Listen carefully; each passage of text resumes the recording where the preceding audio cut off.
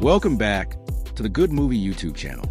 Today, we'll be following the next episode of the Battle for the Heaven series, episode 157. For those watching, please subscribe to the channel so you don't miss any of Good Movie's videos.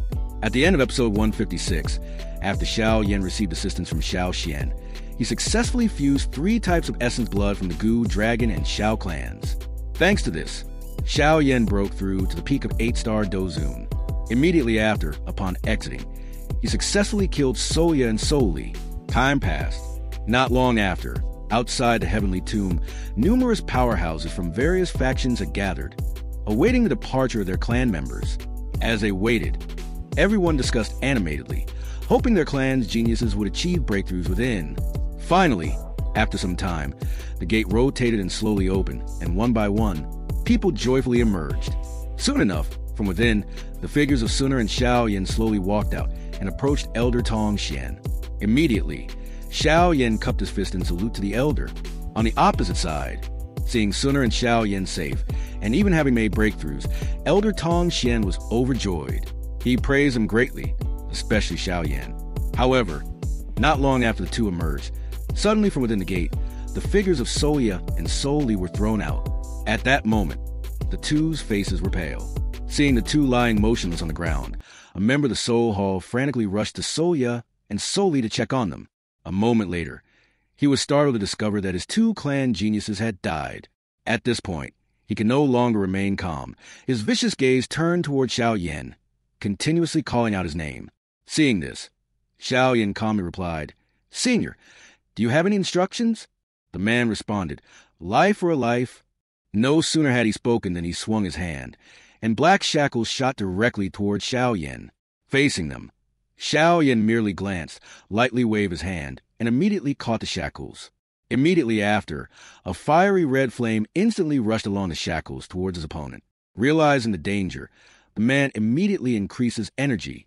A moment later, the 2 powerful Do Chis clashed in the middle of the shackles and exploded, shattering all the shackles and pushing the old man backward. Done. Xiao Yan coldly looked at the man and growled, "Old man, don't be so shameless." As he finished speaking, Elder Tong Xian beside him also said, "Soul Lin, this is the ancient realm. Don't be as rampant as you are in your soul realm. Our soul clan members died here. You could not avoid being implicated. Xiao Yan, come with us to the soul clan.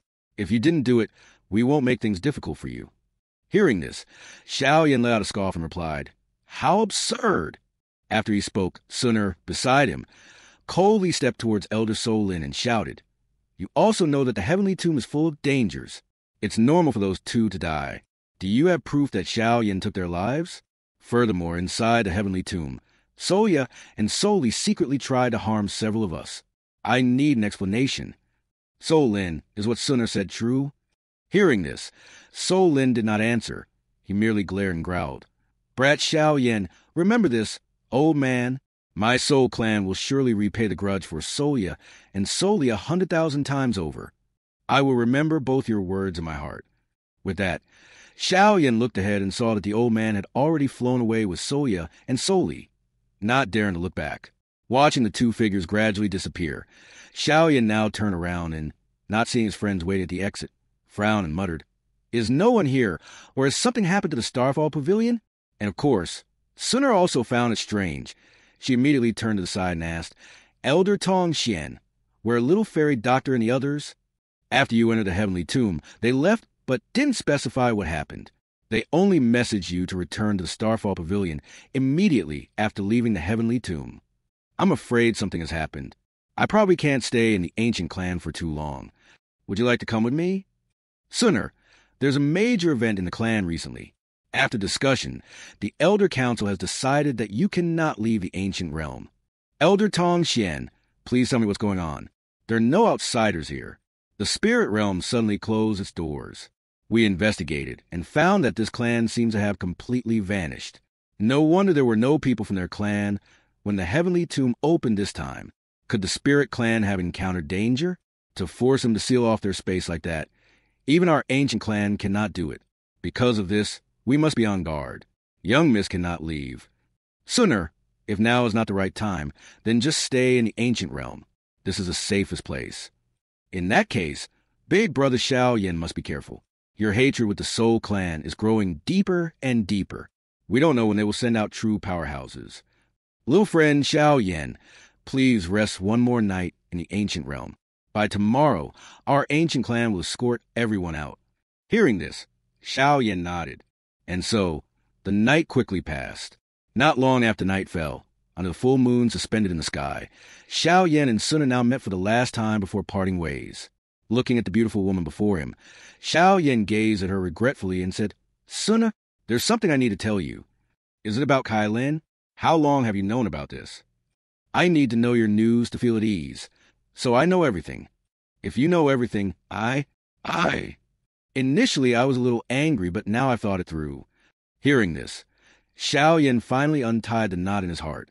He opened his arms and embraced Suna tightly.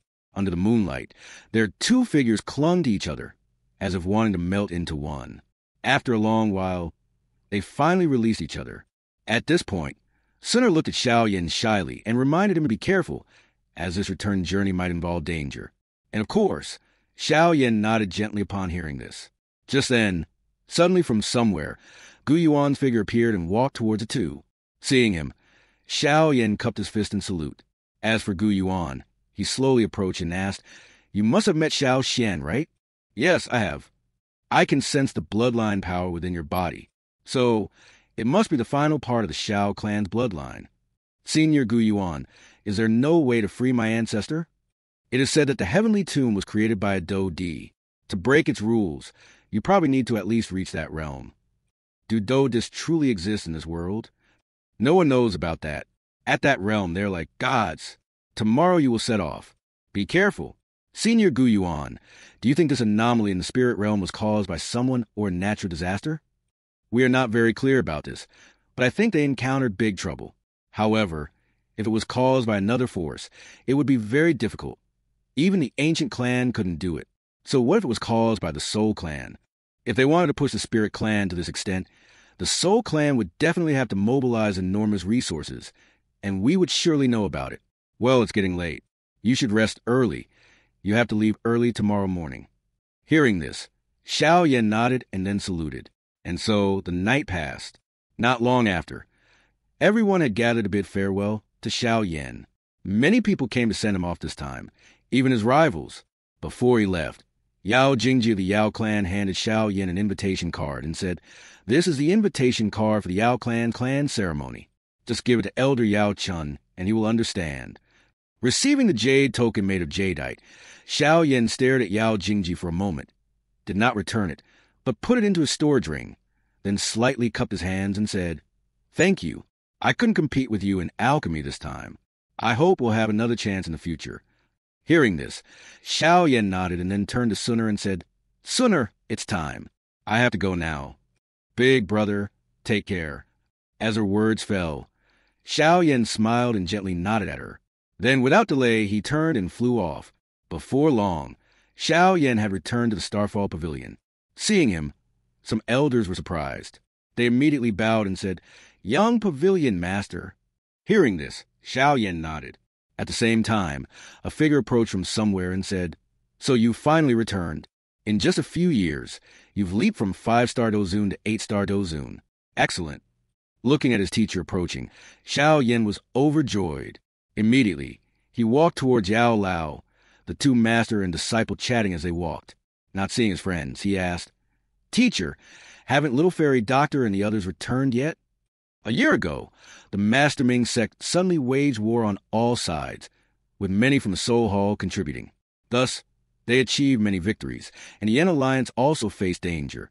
I sent everyone back to the Jiama Empire to assist. It seems I must make a trip to the Yin Alliance. This time, I will dispatch some elders with 5-star Dozun strength or above to accompany you. As for me, I will remain here to avoid falling into a trap. Teacher, this is an invitation to the Yao clan's grand ceremony. They asked me to deliver it to you. We'll deal with this later. First, we must construct a spatial wormhole. With that, Yao Lao took the jade token, his hands trembling slightly. Then he left, leaving Xiao Yin standing still, his gaze fixed on the distant horizon. Unconsciously, he thought of his first and second brothers and Medusa. He wondered how they were doing now. Thinking of this, a special emotion arose in Xiao Yan's heart. And what exciting things will happen next in episode 157? Follow the Good Movie YouTube channel to find out more. Everyone, goodbye and see you again.